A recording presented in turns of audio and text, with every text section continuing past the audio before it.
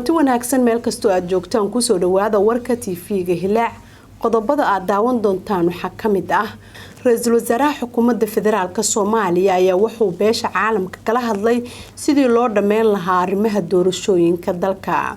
Cudurka COVID-19 ayaa maalmihii ugu dambeeyay waxa uu ku soo kordhayaa magaalada Muqdisho. Dilal kala duwan ayaa waxa ay ka dhaceen magaalada Muqdisho iyadoo faahfaahin laga bixiyay dilalkaasi.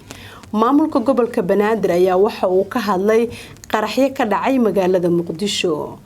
Maamulka Galmudug ayaa shacabka deegaanadaasi waxa uu kala hadlay sidii looga hortagi lahaa khatarta COVID-19.